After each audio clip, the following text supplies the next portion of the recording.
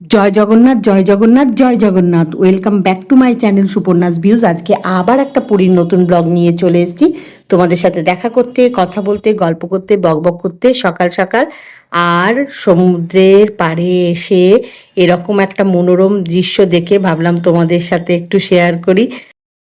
এরকম আগেও দেখেছি পুরীতে যখনই আসি, সকালবেলা যখনই সমুদ্রের পাড়ে আসি এরকম দৃশ্য অনেক সময় দেখেছি। বিকেলবেলাও দেখেছি, কিন্তু সকালের দিকে বেশি দেখা যায় এই দৃশ্যটা।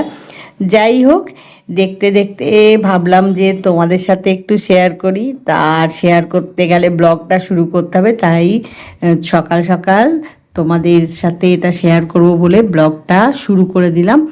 এখন এখানে দাঁড়িয়ে একটু এই মনোরম দৃশ্যটা দেখব, তারপরে সমুদ্রের পাড়ে বেশ খানিকটা সময় কাটিয়ে হোটেলের রুমে গিয়ে ফ্রেশ হয়ে যাব প্রভু জগন্নাথ দেবের মন্দিরে। বলরাম সুভদ্রা প্রভু জগন্নাথ দেবকে একটু দর্শন করব, তারপরে ওখানে একটু শপিং করব। সামনেই কতগুলো দোকানপাট আছে যেখানে সব কিছু পাওয়া যায়, সব রকমের জিনিসই পাওয়া যায়, বিশেষ করে পুজোর সমস্ত সামগ্রী সব পাওয়া যায়। তো ওখানে একটু শপিং করব। এখন এই যে এখানে বসে পড়েছি বিচে, যে চেয়ারগুলো পাতা থাকে টি স্টলের সামনে, সেখানে বসে পড়েছি। এই যে কৌশানী, কৌশিক, আমি সবাই মিলে একটু বসেছি। তো দেখি একটু চা খাবো ভাবছি, এখনও ঠিক করিনি। তো একটু চা খাবো ভাবছি। একটু চা খেয়ে তারপরে হোটেলের রুমে গিয়ে ফ্রেশ হব, ফ্রেশ হয়ে তারপরে বেরোবো। এখন হোটেলে চলে এসেছি। এই যে আর একটু হলেই রুমে ঢুকে পড়বো, রুমে ঢুকে ফ্রেশ হব। এই যে চলে এসেছি হোটেলে। এখন যাই রুমে গিয়ে আগে ফ্রেশ হই, বুঝলে, তারপরে বেরোবো। তো এখন রুমে ঢুকছি। এই যে আগে রুমে ঢুকি, তারপরে ফ্রেশ হই, তারপরে বেরিয়ে আবার তোমাদের সাথে কথা হবে। ফ্রেশ হয়ে ড্রেস চেঞ্জ করে টোটোই করে চলেছি কৌশিক, কৌশানী, আমি সবাই মিলে প্রভু জগন্নাথ দেবের মন্দিরে। বলরাম সুভদ্রা প্রভু জগন্নাথ দেবকে দর্শন করব, তারপরে ওই যে তোমাদের বললাম একটু শপিং করব। মন্দিরের ঠিক উল্টো দিকেই অনেক দোকানপাট আছে যেখানে সমস্ত রকমের জিনিস পাওয়া যায়, বিশেষ করে পুজোর সব সামগ্রী পাওয়া যায়, ঠাকুরের পুজোর জিনিস। যাই হোক, এখন দেখি গিয়ে কতটা ভিড় আছে জানি না, একটু বেলা হয়ে গেছে। টোটোয় যেতে যেতে রাস্তার দুধারেই দেখছি প্রচুর ভিড় আর প্রচুর গাড়ি। রাস্তা দিয়ে যাচ্ছি আর ভাবছি যে এখানেই এত ভিড়, তাহলে মন্দিরে এখন কত ভিড় হয়েছে। যখনই যাই, সকালে বলো এখনই বলো, মন্দিরে সবসময় ভিড় থাকে। কিন্তু আজকে এখন একটু বেলা হয়ে গেল আর কি, বেলাতে ভিড়টা একটু বেশিই হয়। তো দেখি, যাই আগে। এখন সমুদ্রের ধার দিয়ে সব দেখতে দেখতে যাচ্ছি আর টোটো করে ঘুরতে ঘুরতে যাচ্ছি। আর ভাল লাগছে হাওয়াটা, জানো তো, খুব সুন্দর একটা মিষ্টি হাওয়া দিচ্ছে।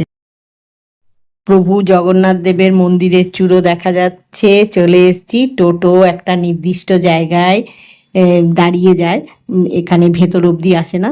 এই যে খানিকটা পথ সেটা হেঁটেই যেতে হয়, যেতে ভালোই লাগে, দেখতে দেখতে যায়। এই যে টোটোই থাকলে তো এটা দেখা যাবে না। এই যে হেঁটে হেঁটে যাচ্ছি মন্দিরের চূড়োটা দেখতে দেখতে, প্রভু জগন্নাথ দেবের মন্দিরের দিকে এগিয়ে যাচ্ছি।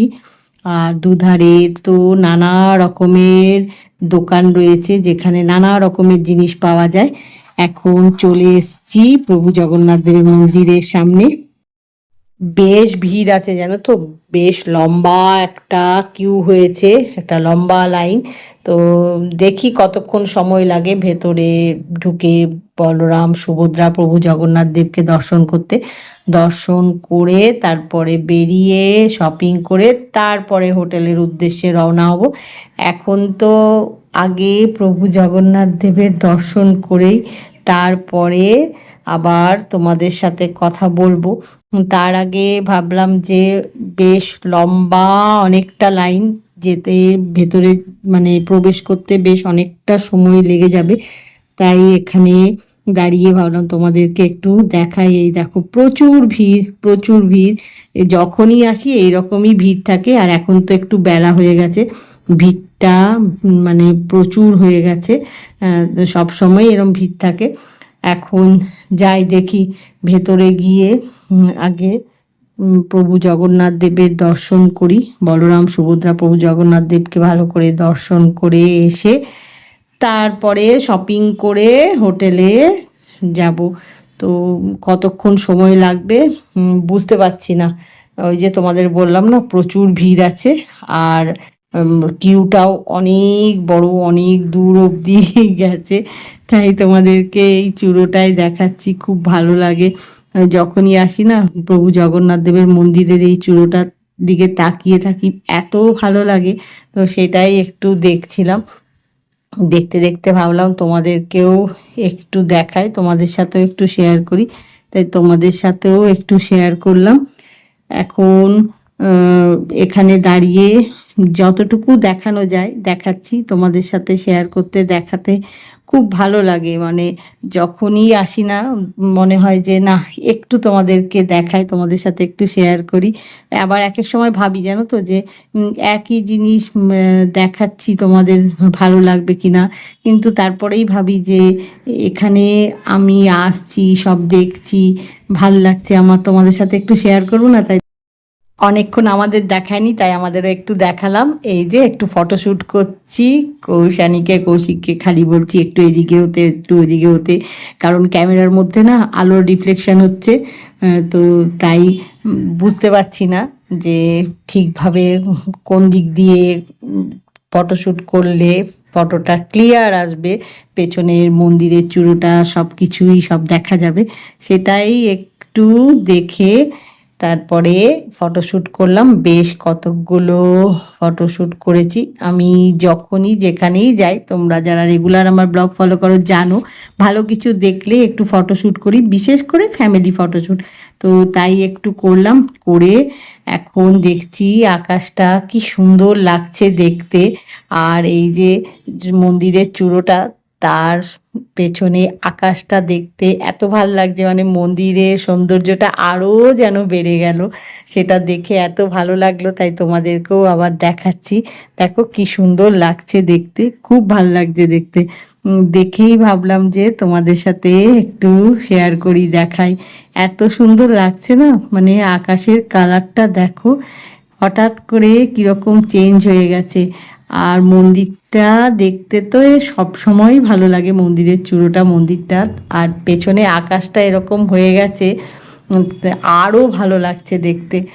অনেকক্ষণ ধরে দাঁড়িয়ে দেখছিলাম, দেখতে দেখতে ভাবলাম যে তোমাদের সাথেও একটু শেয়ার করি, তোমাদেরকেও দেখাই।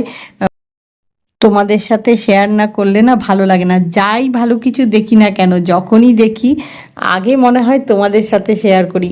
এখন এটা একটা অভ্যেস হয়ে গেছে জানো তো, দীর্ঘদিন ধরে তোমাদের সাথে সব কিছু শেয়ার করতে করতে একটা অভ্যেস হয়ে গেছে। যাই দেখি না কেন, যাই করি না কেন, সবার আগে তোমাদের কথা মনে হয়, তোমাদেরকে কখন দেখাবো, তোমাদের সাথে কখন শেয়ার করব। এই যে তোমাদের সাথে একটু শেয়ার করতে পারলাম, তাতে আমার যে কি ভালো লাগছে তোমাদেরকে কি বলবো, মানে খুব ভালো লাগছে তোমাদের সাথে যে শেয়ার করতে পেরেছি। কারণ আকাশের যে রঙটা, এটা তো প্রকৃতির একটা সৌন্দর্য, প্রকৃতির ব্যাপার। আমার কিছু করার নেই যে একটু ঠিকভাবে থাকো, আমি একটু শেয়ার করে নিই সেটা বললে হবে না। তো ভাবছি যে ক্যামেরা অন করতে করতে আবার কালারটা চেঞ্জ না হয়ে যায়, তাহলে তোমাদেরকে ভালো করে দেখাতে পারবো না। তো যাই হোক, চেঞ্জ হয়নি, তোমাদের সাথে একটু শেয়ার করতে পেরেছি, আমার ভীষণ ভালো লাগছে দেখে।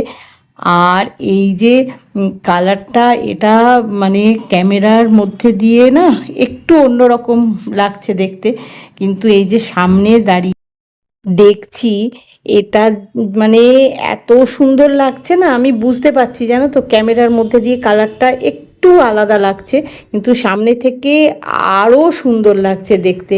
তো কি করব বলো, এখন ক্যামেরায় আলোর রিফ্লেকশানে ঠিকভাবে কালারটা, একদম যে কালারটা দেখতে পাচ্ছি আমি সেটা দেখাতে পাচ্ছি না, কিন্তু যাই হোক কিছুটা হলেও তোমাদেরকে যে দেখাতে পাচ্ছি, তোমাদের সাথে শেয়ার করতে পারছি, সেটা আমার ভীষণ ভালো লাগছে। মানে এত সুন্দর লাগছে না দেখতে, সব সময় এরকম দেখা যায় না।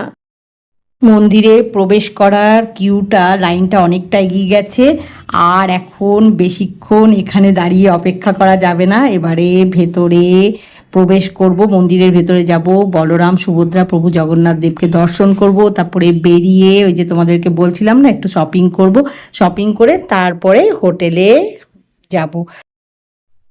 তাই ভাবছি আজকের ব্লগটা এখানেই শেষ করব। আজকের ব্লগ যদি তোমাদের ভালো লেগে থাকে তাহলে লাইক করো, শেয়ার করো, কমেন্ট করো, সাবস্ক্রাইব অবশ্যই করবে। সাবস্ক্রাইব করতে ভুলো না কিন্তু। খুব শিগগিরই দেখা হবে পুরীতে যে আমরা বেড়াতে এসেছি তারই একটা নতুন ব্লগ নিয়ে। জয় জগন্নাথ, জয় জগন্নাথ, জয় জগন্নাথ।